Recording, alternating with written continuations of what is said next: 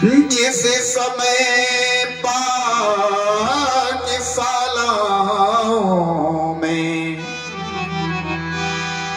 नरमांस पकाए जाते थे,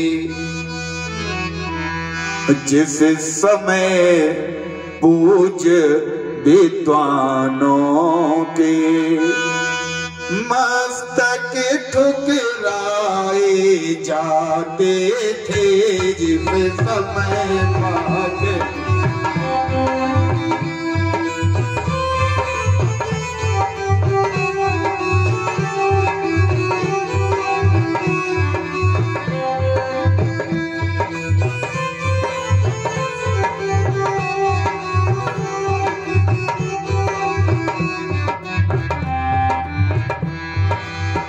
केवल इतना ही नहीं, जिस समय सनातन धर्म ग्रंथ, जिस समय सनातन धर्म ग्रंथ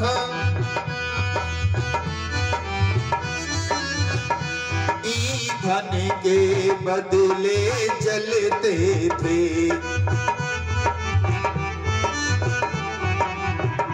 जिस समय सनातन धर्म ग्रंथ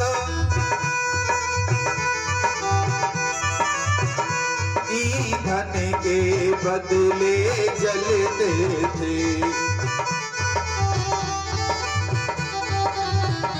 जिस समय देव प्रतिमाओं पर, जिस समय देव प्रतिमा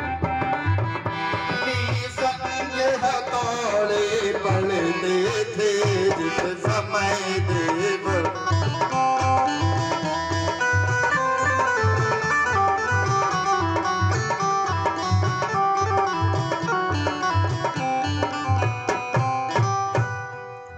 कौन सा समय आ गया?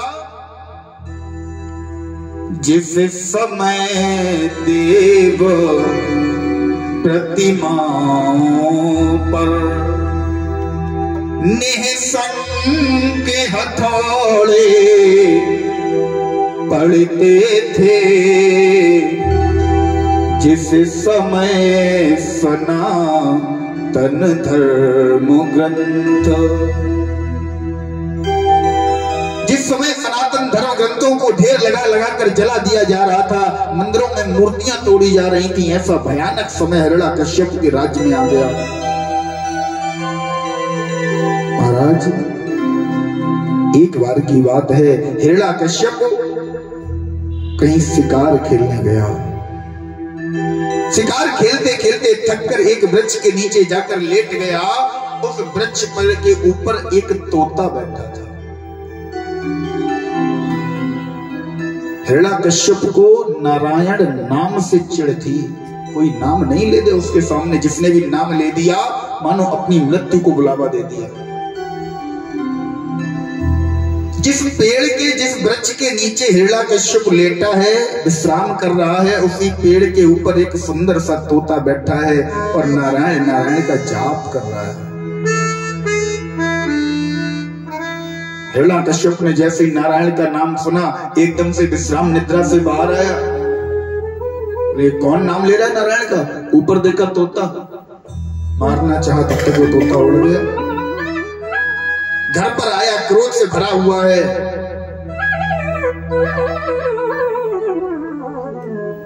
इसकी पत्नी ने पूछा, नाम है कयाधु। स्वामी, आज मुखमंडल पर क्रोध की रेखाएं? बोले हाँ कयाधु, मेरे दुश्मन का, मेरे शत्रु का नाम मेरे कानों में अगर पड़ जाता है ना, तो मेरे अंदर ज्वालामुखी फूट जाता है। और मेरे शत्रु का नाम मैंने सारे राज्य में तो बंद करवा दिया, लेकिन जिस समय जंगल में पहुंचा तो वहां पशु पक्षी भी नाम लेते हैं।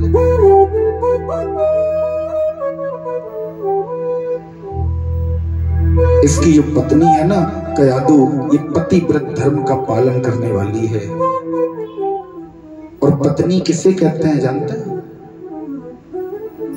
पत्नी शब्द का जब व्याकरण से अर्थ निकालते हैं माता जी, तो अर्थ निकलता है पत्न्यात तत्रायते इतनी साफ पत्नी। बोले जो पतन से बचाए उसे पत्नी कहते हैं। जो पति को अपने कर्मों के द्वारा, अपने क्रियाकलापों के द्वारा पति को पतन होने से बचाए, पति का पतन ना होने दे, उसे पत्नी कहते हैं। लेकिन हम लोगों ने आज पाश्चात्य संस्कृति को मॉडर्न बनने के चक्कर में, आधुनिक बनने के चक्कर में पत्नी शब्द को हटा दिया, एक नया शब्द ले आए, वाइफ। वाइफ में 4 अक्षर होते हैं माता जी,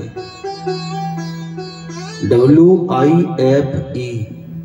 W का मतलब विदाउट, I का मतलब इंफॉर्मेशन, F का मतलब फाइट और E का मतलब everyday. Without information fight everyday. बिना किसी पहले से जानकारी दिए, बिना किसी सूचना के जो दिन भर तुमसे लड़े, उसे वाइफ कहते हैं।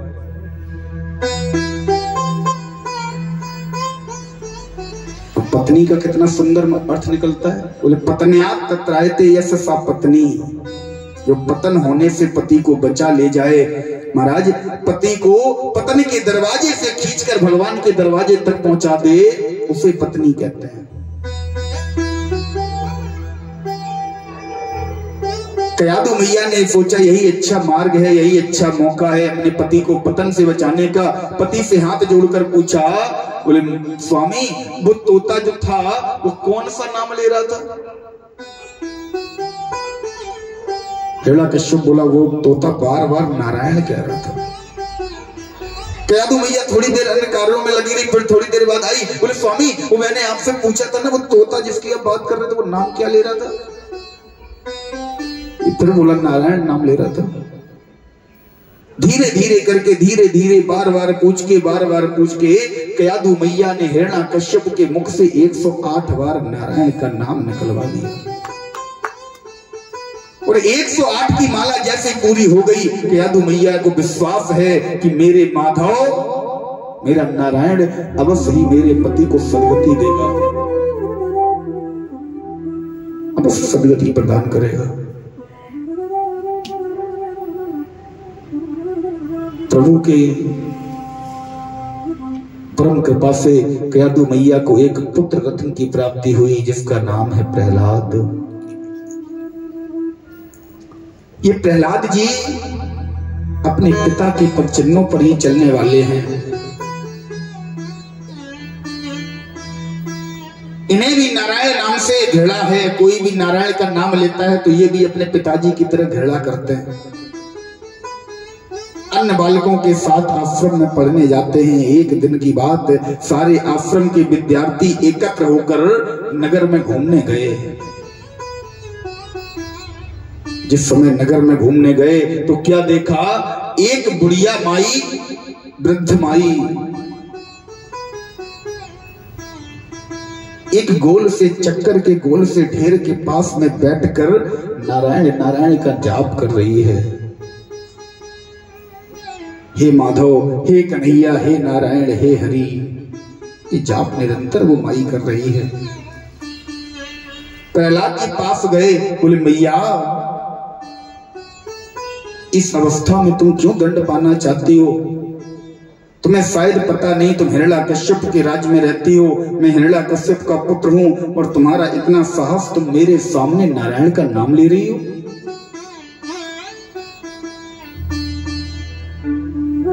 बुढ़िया माई बोली, प्रहलाद,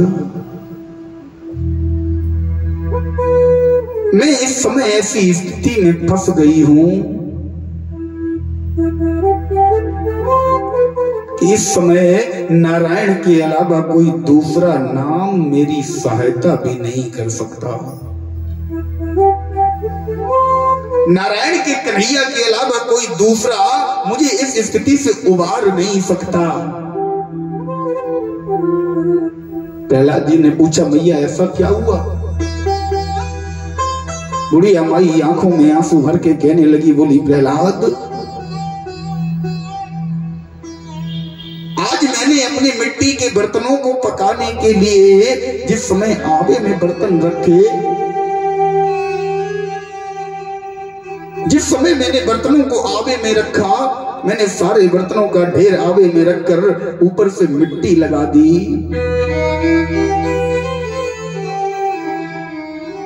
मैं ध्यान नहीं दे पाई, मिट्टी लगाने के बाद मैंने अग्नि का भी प्रवेश आवे में करा दिया।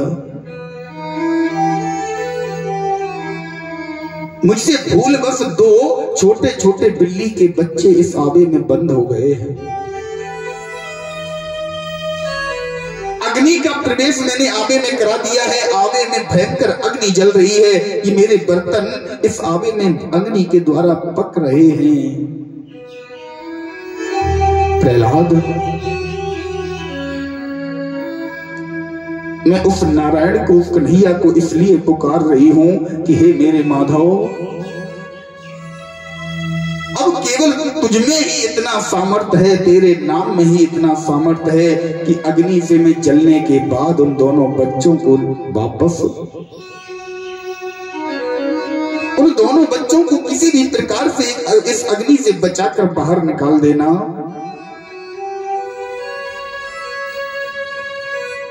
इसलिए मैं अपने माधव को, अपने कन्हैया को पुकार रही हूं। प्रहलाद ने कहा, मैया क्या तुझे अपने माधव पर इतना विश्वास है कि तेरा माधव अग्नि से दोनों बालकों को जीवित निकालेगा? बुढ़िया माई बोली, हाँ प्रहलाद, मुझे अपने माधव पर इतना विश्वास है कि अग्नि में दोनों बालकों को, दोनों बच्चों को जलने के बाद भी वो वापस बाहर जीवित निकालेगा। प्रहलाद ने कहा, माई अगर ऐसा हुआ तो मैं भी आज से तेरे माधव के नाम को पकड़ लूंगा, नारायण के नाम को पकड़ लूंगा, और यदि बच्चे मरे हुए निकले, यदि बच्चे जले हुए निकले तो मैया एक बात याद रखना, मेरे पिताजी के सैनिक तुझे बाद में मृत्युदंड देंगे, मैं स्वयं तुझे मृत्युदंड दूंगा। आज बुढ़िया माई मन ही मन विचार करती है, शर्त लगा ली, माधव पर भरोसा करके, उस नटवर नागर कन्हैया पर भरोसा करके आज मैया ने शर्त लगा ली प्रहलाद से। शर्त में मैया के प्राण दांव पर लगे हैं।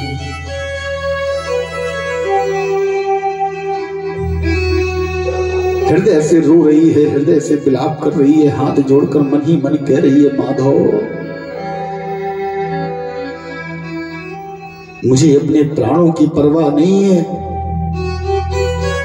तो उन दोनों बालकों के, उन दोनों बच्चों के प्राणों के बदले में मेरे प्राण भले ही ले ले, मुझे इस बात की भी परवाह नहीं है कि प्रहलाद के द्वारा मुझे मृत्युदंड मिलेगा।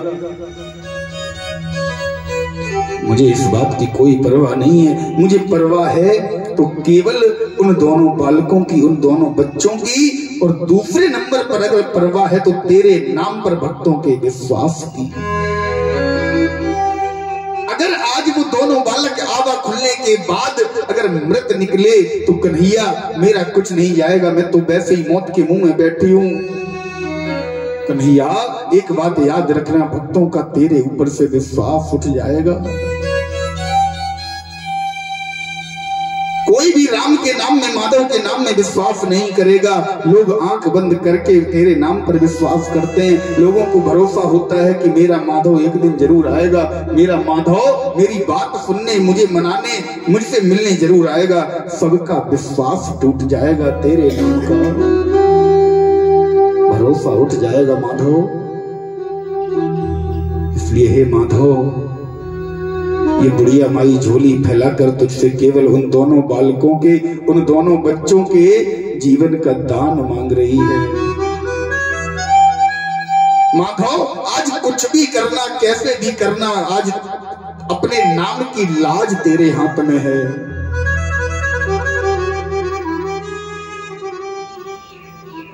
पकड़ लो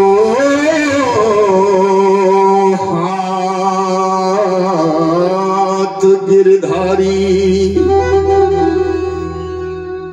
नहीं तो डूब जाएंगे।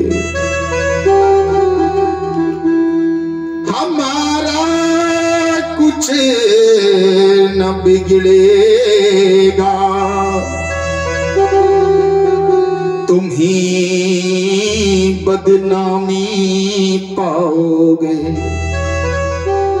हमारा कुछ नहीं जाएगा, मुझे तो एक ना एक दिन मरना है। आज प्रहलाद के हाथों से मरूं या कल अपनी मौत से मरूं, इसमें मेरा कुछ बिगड़ने वाला नहीं है। लेकिन तेरे नाम के ऊपर से, तेरे दरबार से, तेरे दर से, तेरी चौखट से लोगों के आने का भरोसा उठ जाएगा।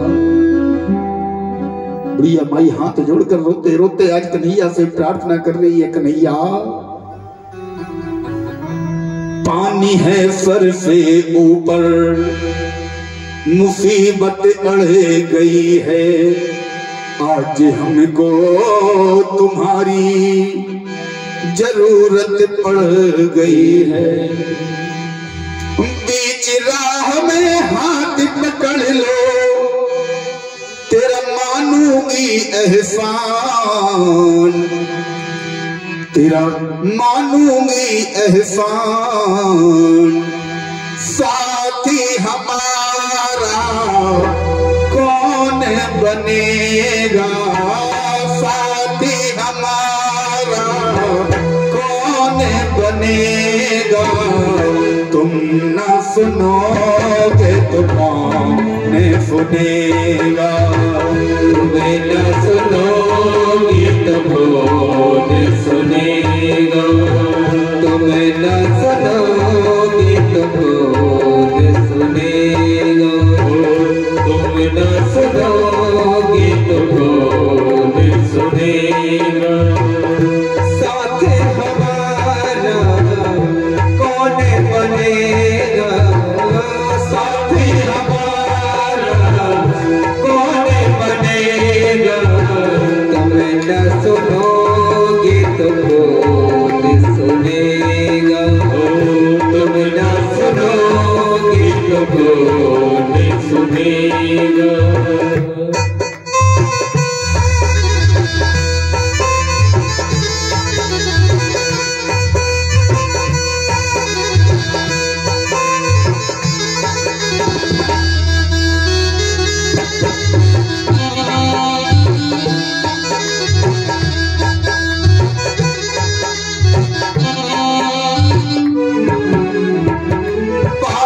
सर से ऊपर मुसीबत अड़ गई है, आज हमको तुम्हारी जरूरत पड़ गई है, आज हमको तुम्हारी जरूरत पड़ गई है, आज हमको तुम्हारी जरूरत पड़ गई है।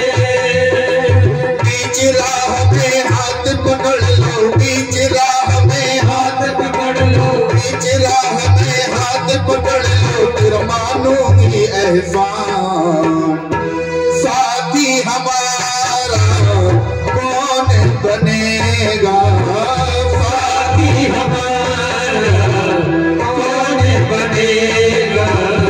तुम न सुनोगे तो कौन सुनेगा, तुम न सुनोगे तो कौन सुनेगा, तुम न सुनोगे तो कौन सुनेगा, तुम न सुनोगे तो कौन सुनेगा, तुम न सुनोगे तो कौन सुनेगा।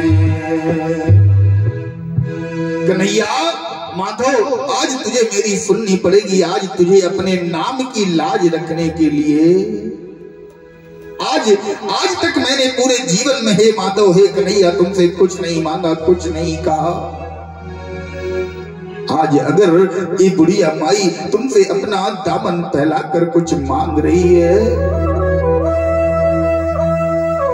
तो केवल और केवल उन दो बच्चों के जीवन का दान और तुम्हारे नाम पर भक्तों के विश्वास का दान, भक्तों के भरोसे का दान। बुढ़िया माई रोती रही, रोती रही, रोती रही। प्रहलाद ने कहा, माई अब रोना धोना बंद कर, देख आवा ठंडा हो गया, इसे खोल। बुढ़िया माई डरते डरते कांपते हाथों से आवे के पास पहुंची। आवे को जैसे ही खोला, महाराज जैसे ही आवे को खोला, सबसे पहले उछलते कूदते महाराज फुदकते हुए दोनों बिल्ली के बच्चे आवे से बाहर निकले। बुढ़िया माई देख कर प्रसन्न हो। जैसे ही आवे को खोला, सबसे पहले दोनों बच्चे कूदते हुए बाहर आ गए। बुढ़िया माई ने दोनों बच्चों को उठाया, सीने से लगा लिया, बोले माधव मेरे कन्हैया, आज तूने मेरी लाज रख ली। जैसे ही प्रहलाद ने ये नजारा देखा महाराज, प्रहलाद नाचने लगा। बोले भैया आज तूने साबित कर दिया तेरे माधव के नाम में कितना पावर है, तेरे माधव के नाम में कितनी शक्ति है। जिसे भी तेरे माधव के नाम पर विश्वास है तो कभी अब माधव, यही सारा विचार करते हुए आज प्रहलाद जी पहुंचे अपनी पाठशाला में। और जिस समय पाठशाला में पहुंचे, सारे विद्यार्थियों को इकट्ठा किया। बोले भाइयों, आज हम तुम्हें एक नया पाठ पढ़ाएंगे। सारे विद्यार्थियों को इकट्ठा किया। सारे विद्यार्थियों को इकट्ठा करके प्रहलाद जी सबको एक ही पाठ पढ़ा रहे हैं। पढ़ो पोथी में राम, लिखो पाटी में राम। पढ़ो पोथी में राम, लिखो पाटी में राम। पढ़ो पोथी में राम, लिखो पाटी में राम। पढ़ो पोथी में राम, लिखो पाटी में राम। पढ़ो पोथी में राम, लिखो पाटी में राम। लिखो राम राम राम, बोलो राम राम राम, लिखो राम राम राम। पढ़ो पोथी में राम, लिखो पाटी में राम। पढ़ो पोथी में राम, लिखो पाटी में राम। लिखो राम राम राम, पढ़ो राम राम राम। लिखो राम राम राम, पढ़ो राम राम राम।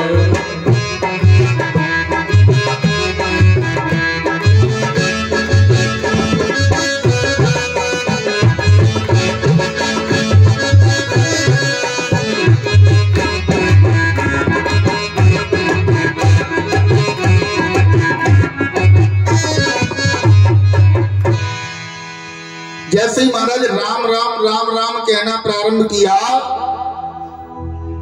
दो अक्षर मानो शेष रहे उस प्रेम पाठ की माला में। जय राम राम, जय राम राम, छा गया फोर चटसाला में। पूरी पाठशाला राम राम राम राम राम राम के गीतों से, राम राम के शब्दों से गुंजायमान हो गई महाराज। जिसने भी सुना, जिन सैनिकों ने सुना, जिन दूतों ने सुना, दौड़कर पहुंचे हिरण्यकश्यप के पास। बोले महाराज, पाठशाला में सांडामर्ग जी कुछ षड्यंत्र कर रहे हैं। क्या षड्यंत्र कर रहे हैं? बोले जिसके नाम से तुम्हें नफरत है उसी का नाम पाठशाला में पढ़ाया जा रहा है। हिरण्यकश्यप दौड़कर आया, प्रहलाद जी को पकड़ा। प्रहलाद जी उस समय राम राम का जाप कर रहे थे। जैसे ही प्रहलाद जी को पकड़ा, प्रहलाद जी से पूछा, ये तुम्हें किसने पढ़ाया? प्रहलाद जी मौन खड़े हैं। गुरु जी को बुलाया, सांडामर्ग जी को बुलाया। बोले सांडामर्ग, तुम मेरे पुत्र को मेरे खिलाफ भड़का रहे हो, राम राम सिखा रहे हो। गुरुदेव राजा हिरण्यकश्यप के सामने हाथ जोड़कर कहने लगे, बोले राजन, नामत पीड़ितम ना पीड़ितम, ना मत पीड़ितम। बोले ना तो मैंने पढ़ाया, ना पर पीड़ितम, ना किसी और ने पढ़ाया। सुखी विचारी पीड़ितम विद्यार्थिना। स्वयं के विचारों के द्वारा ये स्वयं से उत्पन्न इसके अंतरात्मा से राम का नाम निकल रहा है और ये स्वयं भी पढ़ रहा है, अन्य विद्यार्थियों को भी पढ़ा रहा है। हिरण्यकश्यप ने प्रहलाद से पूछा, प्रहलाद तुम ऐसा क्यों कर रहे हो? तुम्हें बहुत अच्छे से भली भांति पता है राम, कृष्ण, नारायण, हरि ये सब मेरे शत्रु के नाम हैं और तुम मेरे पुत्र होकर ये सब कर रहे हो। धन है प्रहलाद जी। हिरण्यकश्यप हाथ में तलवार लिए खड़ा है, बोले प्रहलाद सुधर जाओ, मैं नहीं तो मैं भूल जाऊंगा तुम मेरे पुत्र हो। प्रहलाद ने कहा, पिताजी केवल राम ही नाम नहीं पढ़ा हमने। बोले फिर और भी कुछ पढ़ा है, सुनना चाहेंगे? हिरण्यकश्यप बोला, और क्या पढ़ा है? प्रहलाद जी कहने लगे, श्रवणम कीर्तनम विष्णु स्मरणम पाद सेवनम। केवल राम का नाम नहीं पढ़ा। बोले महाराज हमने नवधा भक्ति पढ़ी है, 9 प्रकार की भक्तियां पढ़ी हैं। श्रवणम बोले अगर सुनना है इन कानों के द्वारा तो आज के बाद केवल राम का नाम सुनना है, केवल कृष्ण का नाम सुनना है। ये कान अन्य सांसारिक वस्तुओं को, भोगों को, विलासों को भोगने के लिए नहीं दिए गए। इन कानों में जब भी जाना चाहिए तो केवल परमात्मा का नाम। कीर्तनम बोले ये हाथ मिले हैं तो सुंदर ताली सेवा करके कीर्तन करने के लिए मिले हैं। स्मरणम ये बुद्धि, ये जिह्वा मिली है तो केवल भगवान नाम संकीर्तन, भगवान नाम स्मरण करने के लिए। इस प्रकार से नवदा भक्ति का बड़ा सुंदर वर्णन किया महाराज। बोले प्रथम भगति सन तन कर संगा, दूसर रते मम कथा प्रसन्ना।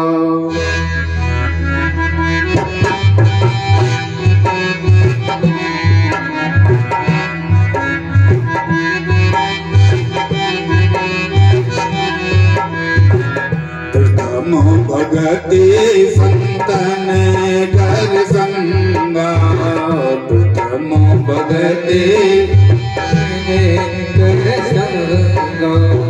प्रथम भगति सन, प्रथम भगति सन तन कर संगा, दूसर रते मम कथा प्रसन्ना। दूसर रते मम कथा प्रसन्ना, दूसर रते मम कथा प्रसन्ना। गुरुपद पंकज सेवा तीसर भगति अमान, चौथी मम गुण गण करई करह कपट तजिमान। मंत्र जाप मम दृढ़ विश्वासा, पंचम भजन सुवेद प्रकाश। पूरी नवदा भक्ति का महाराज बड़ा सुंदर तरीके से वर्णन किया प्रहलाद जी महाराज ने। ये पिताजी 9 प्रकार की भक्तियां हैं और मैंने 9 की 9 भक्तियां सीखी हैं। जैसे ही सुना आग बबूला हो गया हिरण्यकश्यप, तुरंत प्रहलाद जी को बंदी बनवाया और ले जाकर सामने खड़ा कर दिया अपनी पत्नी के।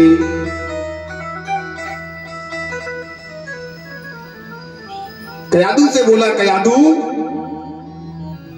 हम पूरे संसार में अपने शत्रु को खोज रहे हैं, पूरे संसार में अपने शत्रु का नाम लेने वाले को मृत्युदंड दे रहे हैं, लेकिन यहां तो आस्तीन में ही सांप बैठा है।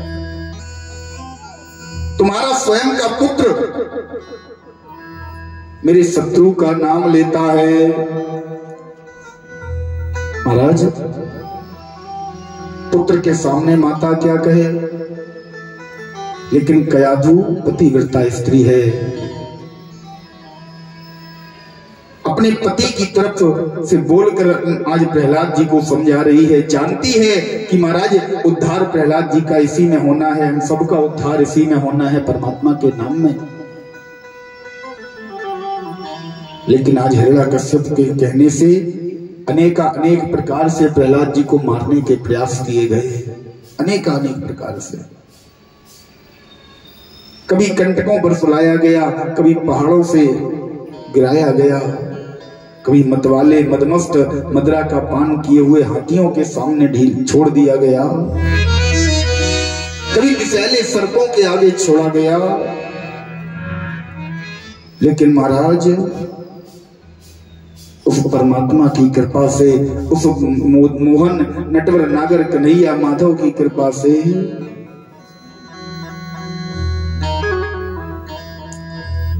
आज ये भक्त प्रहलाद हर प्रकार से बचता रहा, हर प्रकार से बचता रहा।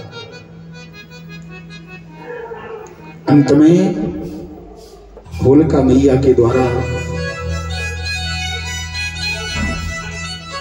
होलिका मैया की गोद में बिठाकर प्रहलाद को जलाने का प्रयास किया गया, लेकिन फिर भी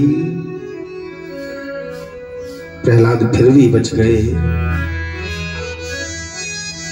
किसी भी प्रकार से जब हिरण्याकश्यप प्रहलाद जी को मार नहीं पाया,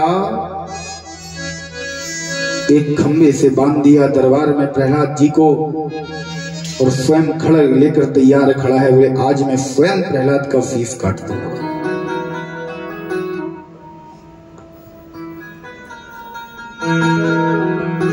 लेकिन प्रहलाद जी का केवल एक ही विचार है, बोले कन्हैया, हे मेरे माधव, तूने आज तक सबकी बिगड़ी बनाई, जिस प्रकार तूने उस बुढ़िया माई की बिगड़ी बनाई, जिस प्रकार तूने उस बुढ़िया माई के बालकों को, बुढ़िया माई के बिल्ली के बच्चों को तूने बाहर जीवित निकाला, उसी प्रकार हे माधव आज इस भक्त प्रहलाद की भी लाज आज तेरे हाथ में है। माधव को याद कर रहे हैं, माधव का गुणगान कर रहे हैं, केवल मन में बस एक ही रटन लगाए हैं, मेरी लागी लगन मत तोड़ना, लागी लगन मत तोड़ना, लागी लगन मत तोड़ना, हर जी मोरे लागे लगन मत तोड़ना, हर जी मोरे लागे लगन मत तोड़ना, हर जी मोरे लागे लगन मत तोड़ना, लागी लगन मत तोड़ना, लागी लगन मत तोड़ना, हर जी मोरे लागे लगन मत तोड़ना, हर जी मोरे लागे लगन मत तोड़ना।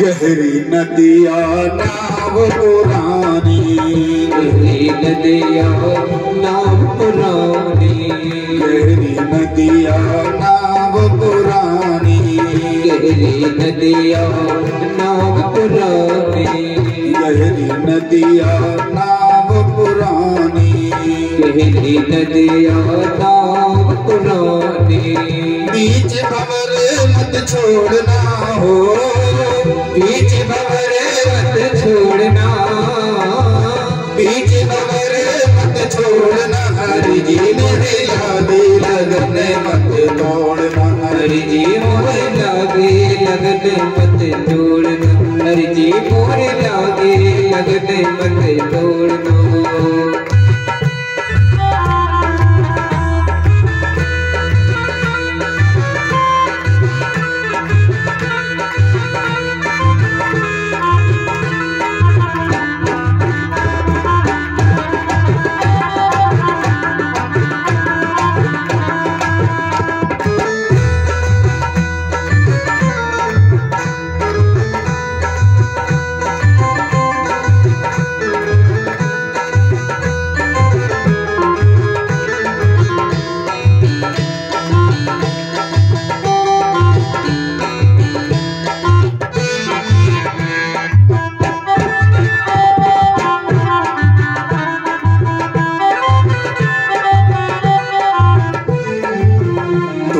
सेठ तू ही साहूकार है, तू ही मेरा सेठ है, तू ही साहूकार है, तू ही मेरा सेठ है, तू ही साहूकार है, तू ही मेरा सेठ है और तू ही साहूकार है, तू ही साहूकार है, तू ही साहूकार है, तू ही साहूकार है, तू ही साहूकार है, तू ही मेरा सेठ है, तू ही साहूकार है, तू ही मेरा सेठ है और तू ही साहूकार है। ब्याज पे ब्याज न छोड़ना, ब्याज पे ब्याज मत जोड़ना, ब्याज पे ब्याज न छोड़ना, हरि जी मोरी लागी लगन मत तोड़ना, हरि जी मोरे लागे लगने मत तोड़ना, हरि जी मोरी लागी लगन मत तोड़ना, हरि जी मोरे लागे लगने मत तोड़ना, लाग लगने मत तोड़ना हो, लाग लगने मत तोड़ना, हरि जी मोरे लागे लगने मत तोड़ना, हरि जी मोरे लागे लगने मत तोड़ना, हरि जी मोरे लागे लगने मत तोड़ना, हरि जी मोरे लागे लगने मत तोड़ना, हरि जी मोरे लागे लगन मत तोड़ना। महाराज आज प्रहलाद जी मन ही मन अपने माधव से, अपने प्रभु नारायण हरि से वंदना कर रहे हैं। गुरु स्वामी पूरे नगर में, पूरे राज्य में केवल इकलौता मैं हूं जिसने तुमसे लगन लगाई है, तुम पर भरोसा किया है।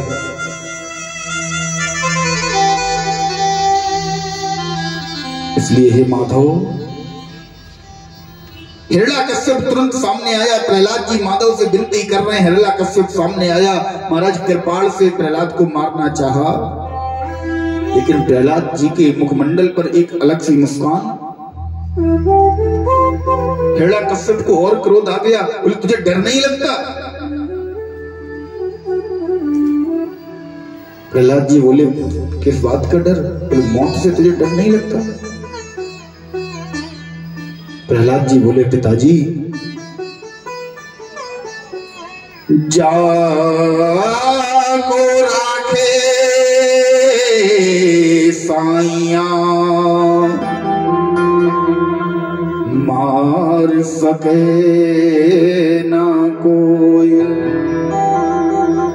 पिताजी तुमने अनेक प्रकार प्रयास करके देख लिया, अनेक बार प्रयास कर लिया, लेकिन आज तक मैं तुम्हारे सामने जीवित खड़ा हूं।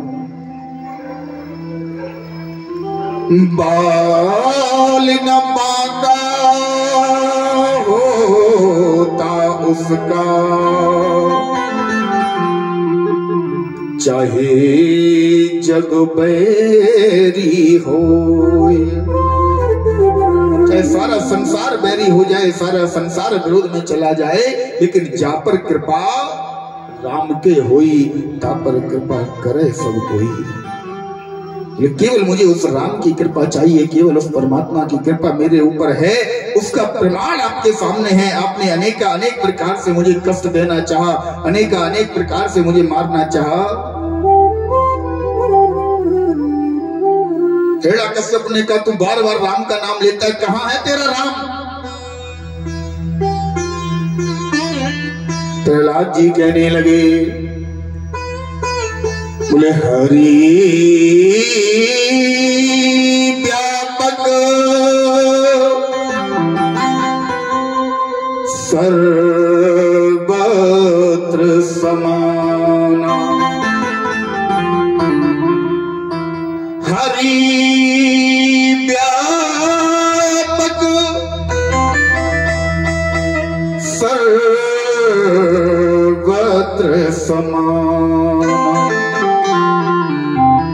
सब जगह है, सब जगह मेरा ईश्वर है, ऐसी कोई जगह नहीं है जहां पर मेरा ईश्वर ना हो। हिरण्यकश्यप बोला तो दिखता क्यों नहीं है? बोले ऐसे नहीं दिखेगा। बोले फिर ईश्वर कैसे दिखता है? प्रेम ते प्रगट हो मही जाना। ऐसे प्रकट नहीं होता, ऐसे हर किसी को नहीं मिलता। प्रत्येक जगह है, यहाँ मेरे आसपास चारों तरफ ईश्वर बैठा है, सब जगह ईश्वर है। जिस प्रकार दूध में घी छिपा रहता है ना, दूध में घी होता है सबको पता है, लेकिन दिखता नहीं है। दिखता कब है? जब दूध को में से घी निकालने की एक पूरी विधि है। दूध को गर्म करेंगे, उसका दही बनाएंगे, दही से फिर छाछ बनाएंगे, मक्खन निकलेगा, मक्खन को गर्म करेंगे, तब जाकर घी प्राप्त होता है। ऐसे ही परमात्मा है। इस शरीर को महाराज जब तपस्या की अग्नि में तपाएंगे, त्याग रूप से दही बनाएंगे, फिर ऐसे नियमों की मथानी से जिस समय मथकर पुनः ऐसे वैराग में जब तपाएंगे, तब जाकर परमात्मा रूपी घी, परमात्मा रूपी आनंद प्राप्त होता है। ऐसे परमात्मा नहीं मिलता।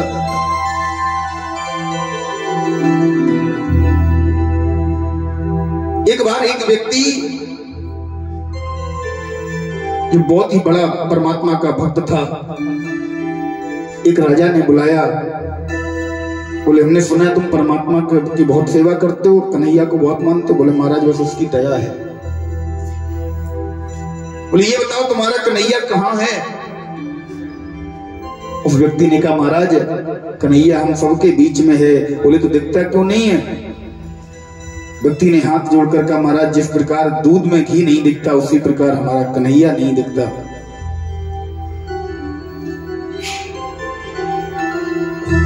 राजा संतुष्ट हो गया। बोले ये बात तो ठीक है। बोले तुम्हारा कन्हैया रहता करता क्या है? वो व्यक्ति बोला महाराज प्रश्न आप पूछ रहे हैं और आप बैठे हैं सिंहासन पर, बताने वाला मैं हूं, मैं बैठा हूं नीचे। राजा ने कहा तो क्या चाहते हो? बोले पूछने वाला नीचे बैठा होना चाहिए, बताने वाला ऊपर। राजा ने कहा ठीक है। राजा अपने सिंहासन से उठा, नीचे आ गया, उस व्यक्ति को उठाकर ऊपर बैठा दिया। राजा ने कहा अब बताओ कन्हैया क्या करता है? व्यक्ति बोला अब भी नहीं समझ पाए कन्हैया क्या करता है। यही करता है, नीचे बैठे व्यक्ति को ऊपर, ऊपर बैठे व्यक्ति को पल में नीचे बिठाता है। रंग को राजा, राजा को रंग, पल में यही बनाना उसका काम है, यही करना काम है उसका।